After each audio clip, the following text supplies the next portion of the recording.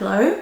However you have happened to stumble upon this video, my name is Maria and I am eternally grateful for your support and for your presence. If you feel like sticking around, then the subscribe button is practically calling your name right now, so what are you waiting for?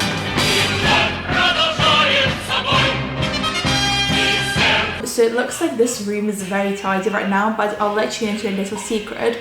I had a bunch of stuff on the sofa earlier today. All I did was move it behind the camera.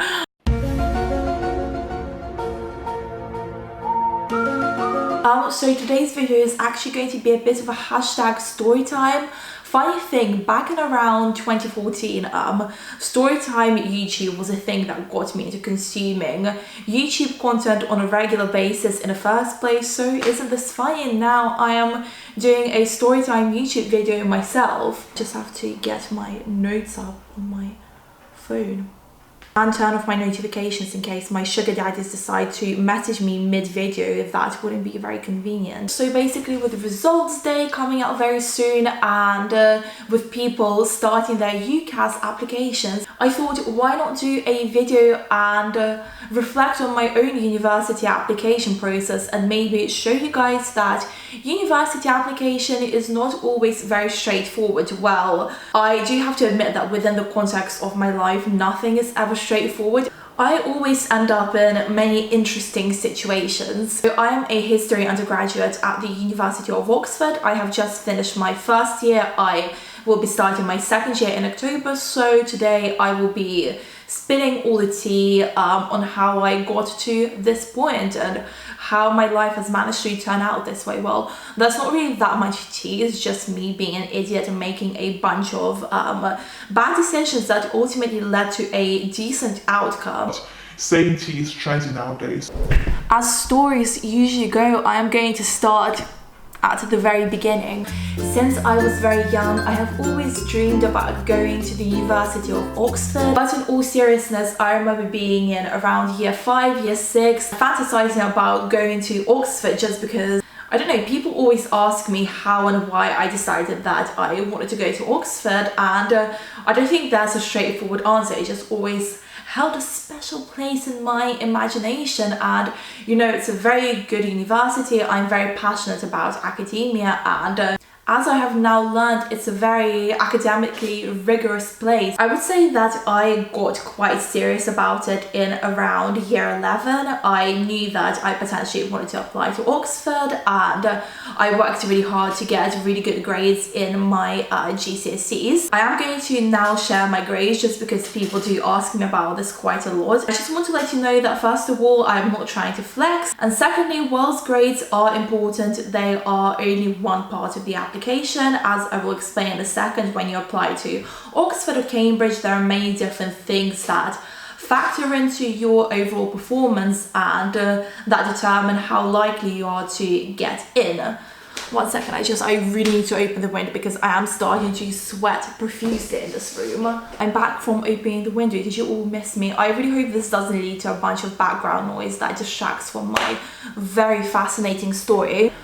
So as I was saying, I finished my GCSEs. I got 10 A stars and 2 A's as my final result. I did much better than I expected, and with these grades I do have a very good chance of actually getting into Oxford. And then I started sixth form, and instead of going down your traditional A-level path, I actually did the IB, the International Baccalaureate, and I will explain a bit more later on as to how that factored into the rest of the story, because it became quite significant, especially the way in which it was taught at the college that I went to. So then the question of subject choice came up, which is obviously very important, because as I learned the difficult way, if you're passionate about something and you're good at it, you have a much higher chance of actually getting into Oxford or Cambridge. Long story short, I decided that I was going to apply for their extremely competitive economics and management course, and with hindsight, I have no idea how I arrived at that very unfortunate decision. And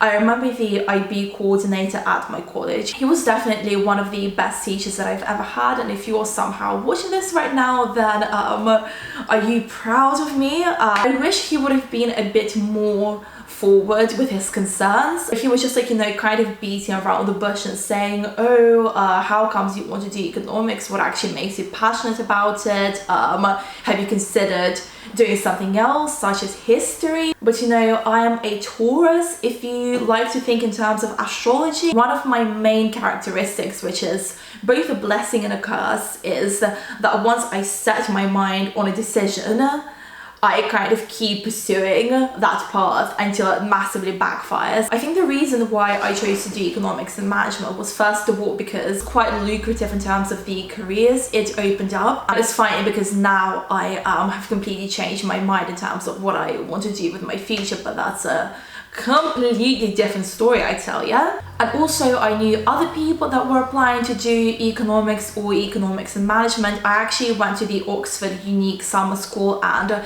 I did ENL whilst I was there, and I think I didn't really enjoy that week, but I think I enjoyed the experience of being at Oxford and being around like-minded people. But I think that because I enjoyed it, I thought, yes, this is sort of the right path for me. I'm making a really good decision. So over that summer, before I started my second year at college, my second year of IB, I forced myself to read a bunch of books that with hindsight I can now tell that I didn't enjoy for 1 second, but I just kind of powered through it because I was so convinced that this was my passion, that I was making a really good decision, and I wrote a personal statement that definitely made me sound a lot more enthusiastic, a lot more competent in economics than I actually was. I feel like it's very important for me to say at this stage that when applying to university, make sure to pick a subject that you're genuinely at least somewhat interested in and somewhat passionate about,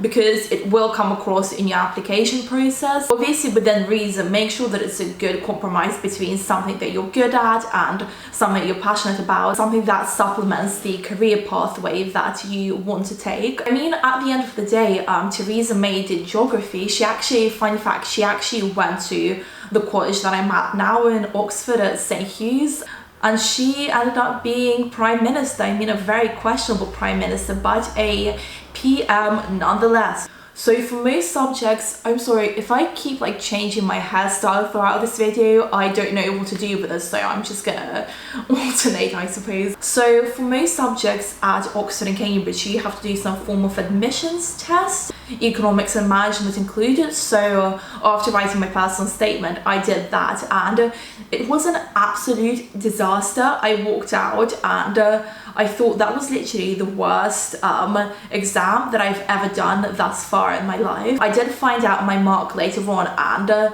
the mark wasn't actually that bad, but it was very average. So looking back, I don't really know why. Forgive me if I'm mistaken, but I think it's the most difficult to get into subject at Oxford. So I don't really know why they decided to give me a short interview. As I just revealed, I did somehow end up getting an interview, and when I received the email saying that they wanted to interview me, I was more freaked out than I was excited, because I knew sort of deep down that I'd made a very big mistake with my subject choice, but you know, I was thinking, how am I going to impress them? How am I going to come across as passionate whilst answering their questions in a coherent and intellectual manner? So I went to interview, and I remember on my first day of interviews, I was one of the last people to go in. So I literally had to spend that entire day sitting and freaking out until around 6 o'clock in the evening, which wasn't nice at all. I went into my first interview, and oh my god,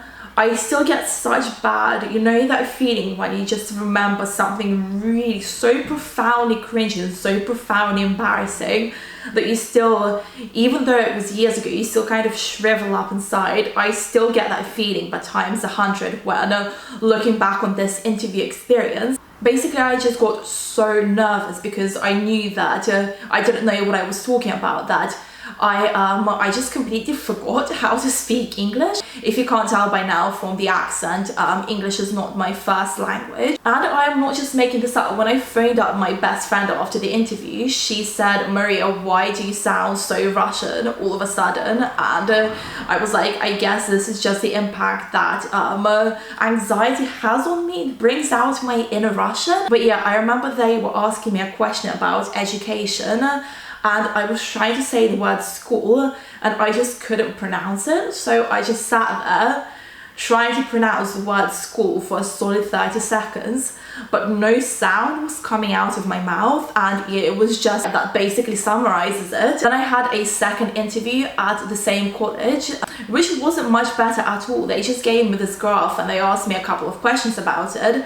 And I was just like, I'm sorry, but I literally can't even begin to answer this. And I mean, as far as interviews go, the best thing that you can do if they give you a really difficult question, you have to at least give it a go, and hopefully that will lead you in the right direction. But I literally had no idea, and that was a mixture of me having no idea and kind of my anxiety getting in the way of me forming an answer. They were kind of trying to help me out and guiding me in the right direction and trying to reassure me, but it just wasn't going to happen. So I walked out and I knew deep down that, you know, I had completely blown my chances of getting into Oxford. And to my surprise, I actually ended up getting pulled, which basically means that you get an interview at a different college, and usually that indicates, I mean, if you don't get pulled, that means either you definitely didn't get into your first college or you definitely did get in. If you get pulled, that usually, I mean, you have to take these things with a grain of salt, but if you get pulled, that usually means that they consider you to be good enough for the subject and for the university in general, and therefore they want to give you another chance. So looking back, I don't really know how I managed to give that sort of impression. So I did my third interview, which once again was a complete mess. And I think my issue was that as far as economics is concerned, I was quite good at, you know, the essay writing side of things, you know, just having a general discussion about generic economics questions, but I wasn't very good at the math side of things, which is obviously a very big part of the subject, and in the grand scheme of things, that wouldn't have gone down well had they accepted me without me having the right aptitude in mathematics. So I got my rejection letter around a month later. To be honest, I wasn't surprised at all. I knew deep down that it wasn't going to happen, but you know, when you're expecting the worst, but there's still a part of you that kind of hopes for the best, and I was in that situation. And I remember that day I was crying. I cried for the entire day, and I'm not exaggerating, I was crying and I was distraught to the point where I think my mum may have had to take the day off work to kind of spend it with me and comfort me and reassure me that my life wasn't over. And I don't know, just receiving that rejection was the worst sort of academic failure that I had in my life up to that point, or have had ever in general. I was just very embarrassed because I felt like it had thrown my academic abilities into doubt in general. And you know, when you're in that emotional sort of state, you're not really thinking in terms of, oh, maybe I just applied for the wrong subject. I immediately took it very personally. I was also very embarrassed because I had made the entire thing very public. I had told all of my friends and all of my teachers that I was applying to Oxford. I don't know, just having to receive that awkward sympathy from dozens of people once everyone had found out that I didn't get in, it was just, yeah, it wasn't a nice couple of days at all. But then a couple of days after that happened, I remember having a conversation with the teacher that I already mentioned at the start of this video, my IB coordinator. He said, well, you're obviously smart enough to be able to go to Oxford. Have you considered perhaps reapplying and doing history? So that suggestion was kind of implanted into my mind. But at that point I had already received an offer from Warwick, and obviously Warwick is still a really good university and their economics course is considered to be one of the most prestigious ones in the country. So in my conscious brain I decided to come to terms that I was going to go to Warwick and I was going to study economics, and I was going to have a brilliant time there. And this is the part where things get confusing and quite difficult to understand, but it is very important to understand them in order to understand why I ended up missing my work offer and reapplying. So basically, to summarize very briefly, the way the IB works is you do 6 subjects, you do 3 of them at high level, you do 3 of them at standard level, and high level is substantially more difficult than standard. You also have to write an extended essay, and you have to write an essay in the theory of knowledge, and each one of these subjects is marked out of 7, and then put together the extended essay and the theory of knowledge, they're marked out of 3. So altogether you're marked out of 45. And basically the standard offer for economics at Warwick, I don't know if it's changed now, but when I was applying it was 38 points in IB, including a 7 in higher level maths. But because higher level maths is known to be so ridiculously difficult, I mean almost university level difficult, my college actually didn't teach it because such a small handful of people actually would have wanted to do it, so they didn't really see any point. I did standard level maths, so because of that Warwick said to me that instead I can do standard level maths but also do A level maths on the side, and if I get 38 points in IB and then an A in A level maths, they would give me an offer and allow me to go into the university. So I did A level maths as well as doing the IB, which wasn't very nice at all, because after all of my friends finished their exams at the end of May, you know, were just kind of living their stress-free life until they were due to start university, I was still revising and I was still going to college to do my A-level maths exams. And once again, whilst I was doing this, I knew that it just wasn't going to happen. I knew that the A in A-level maths wasn't going to manifest itself. So then IB results day rolled around. I ended up getting 44 points out of 45, which I was very surprised about and also quite relieved, because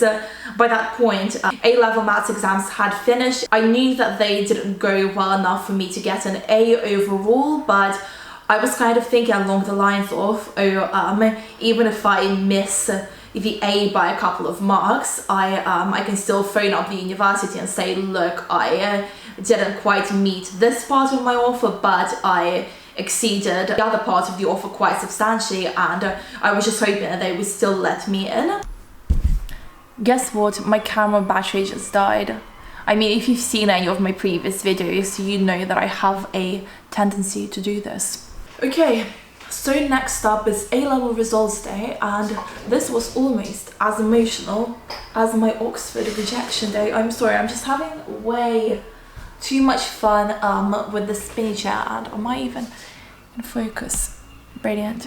So A-level results day comes around, and as you can probably guess by the general trend of this story, I ended up missing the A in A-level maths by around 2%, which was just typical. I kind of saw it coming, but once again I started, you know, rushing around. I phoned up work and I said, I kind of went with my original plan and I said, look, I didn't get the A in A-level maths, but I got 44 in IB, can you still let me in? I would still really love to study at your university. And they said, we're really sorry, your IB score is really good, but due to the competitive nature of our course, we can't really accept people that missed their offers. So that was the Warwick option gone out of the window, and by that stage I was just like, you know, when the universe just keeps like throwing obstacles at you to try and show you something, I was just like, I can't do this anymore. I still had an offer from Durham. That was my insurance choice. Durham is obviously a really good university, but by that point I just knew that I would be unhappy studying there. I would be, and most importantly, I would be unhappy studying economics, and that was kind of the main lesson that I learned by that point, that I'd made a huge mistake in my choice of subject, which completely screwed up my chances of getting into Oxford the first time round. So I ended up speaking to a bunch of people around my college, and all of them were unanimously saying, don't go to Durham, reapply if that's what your heart is telling you to do, go in that direction. And obviously I had doubt in the back of my mind. Reapplying is always a risky decision because I mean, there's always a possibility of not getting in once again and kind of ending up in the place where you were originally supposed to go, and that was kind of a thing that I feared. No mum, not right now. Алло? Мам, я сейчас видео снимаю, я видела твои смски. Конечно, всего хорошего. Пока. The thing that persuaded me to reapply and to do history, which has always been my favorite subject, and should it be the subject that I went for in the first place in order to not waste an entire year of my life. But I mean, at this stage, there's no point in being bitter because I mean, I'm here and I'm studying history. But yeah, I didn't want to look back and regret potentially not reapplying, so I wanted to take that risk and see what happens. And obviously certain people were saying, oh, I know that Oxford is your dream, but ultimately it's just a dream, it's just a fantasy, you have just as much of a chance of not getting in as you did last time. But I was like, bitch, I am going to listen to myself, I'm going to listen to all of these people that know what they're talking about and that are telling me to do the reapplications. That's what I ended up doing, and this time round I just had a much better feeling about the entire thing. I genuinely enjoyed the application process. I enjoyed, I mean, as frantic as it was, because at that stage I only had a month to do some reading for my personal statement and to compile it into this coherent academic document. But this time round I genuinely enjoyed doing all of the reading. I enjoyed writing my personal statement. I thought that the entrance exam was so much fun. I just found it less stressful, and I mean, sometimes when I'm not stressed out, that stresses me out because I'm thinking I should be stressed out in this situation. Does anyone else get the same thing? I remember one specifically unnerving moment. That was when I was waiting for my interview email, and by this stage it was around a week before interviews were supposed to start, and I still hadn't heard anything back, so I was just kind of waiting for the rejection email to come through, and all of a sudden it just showed up in my inbox. The tutors at St Hugh's College would like to invite you for an interview, and I was like, wow, this is happening all over, but I must not fuck this up this time. So I arrived at St Hugh's, and I will just very briefly talk about how my experience differed this time around. I don't want this video to be too long. I think the footage is already 30 minutes or something ridiculous. I remember they told us to arrive on the 5th of December. So for some reason I assumed that they wanted us to arrive a day early and just settle in and that sort of thing. So I had a slow start to the morning. I left quite early. I arrived there at around 12 o'clock. Imagine had I left even a couple of hours later. So I arrived at St Hugh's, and it said that my first interview was at 3 o'clock on that exact day. And of course, being me, I had this entire plan of things that I wanted to accomplish that evening and things that I wanted to go over in order to kind of reinforce them in my mind. Obviously, and I feel like this was helpful to an extent, because unlike with the economics interview, I didn't have, the entire day to freak out and build myself up into this state of just anxiety. I was just like, well, it's all lost. I'm not going to have any more time to do the revision that I wanted to do, so I'm just going to go in and discuss history and try and enjoy it and see what happens. And I feel like chilling out a bit more, that was a big thing that factored into my overall performance. And I'm not going to go into this in too much detail because I am thinking of doing a more detailed Oxford interview video in the future, but basically I genuinely really enjoyed the process this time around, which just showed me that I had done the right thing by reapplying to do my favorite subject. I was in there for 20-30 minutes and it was literally over before I knew it, because I got into the discussion so much and I was talking about all of these things that I was interested in. But actually, funny side note, when I was waiting outside of my first interview, the guy walked out just as I was arriving. He was completely, ghost white in the face. He looked so terrified. And as I was waiting out there and waiting for them to call me in, I heard the tutors laugh. And I was thinking, well, this guy obviously seems really intelligent and really well prepared, so if they're laughing at him, they're obviously going to laugh at me and my 2 remaining brain cells. This time round, I only had interviews at St Hugh's. I did not get another interview at a different college, so being me and being very pessimistic, I thought, well, this obviously means that they just rejected me straight away, and that's kind of the end of my Oxford journey. But deep down I had a good feeling, and I was thinking, perhaps they sensed my enthusiasm and they liked me and they saw my potential. I don't know, I just didn't have that deep down dread like I did the first time round, if that makes sense. So then offer day came around and I woke up exceptionally early. I was refreshing UCAS and I was refreshing my emails until around 11 o'clock. Then I decided that I was going to go to the gym to distract myself and keep my mind off the entire situation. I was in the gym changing rooms. I was about to go in there and start my workout, but then I thought I'm just going to check my email one last time and then just leave it alone until I'm back home. So I checked my email and at the top there was a message saying that my UCAS status had been updated. So I got this knot in my throat, my palms started sweating. I clicked the link to go to UCAS and it said Oxford University have offered you a place to study history, and I just went into like this state of shock where I didn't really know what to think or what to believe. I thought they had made a mistake. I didn't really know whether what was happening was actually real. I went to the gym, I started doing my warm-up on the treadmill, but I just couldn't be there. So I phoned up my mum and I said, "Mum, can you pick me up and can you take me home? I think that Oxford have just offered me a place." So long story short, it wasn't a mistake on their part. That was all quite surreal, and I just had to send them my certificate to prove that I actually got the grades that it said on my UCAS application. So yeah, that's the end of my very messy Oxford admission story. I'm very sorry if I was really bad at explaining things, and I'm very sorry if none of that actually made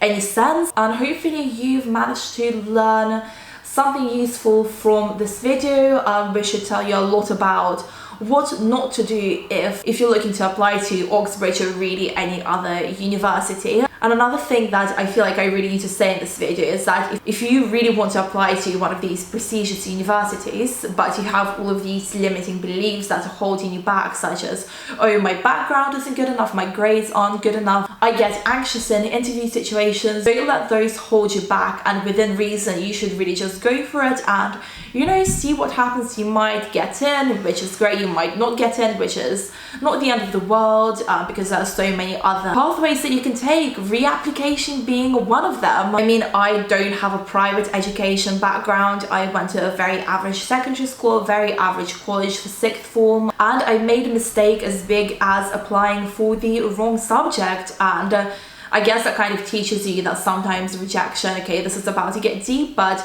sometimes rejection is a way for you to be guided in the right direction in the long run. So yeah, I mean, if you have any more questions about Oxford or university or anything to do with this in general, then I don't know, leave your comments down below or send me an email, a message on Instagram. And yeah, thank you so much for watching. I'm very bad at doing video outros, but I suppose I will see you in my next video. And now I'm going to go and make some pancakes because I am craving pancakes and I am an adult and no one can stop me from making pancakes. Bye!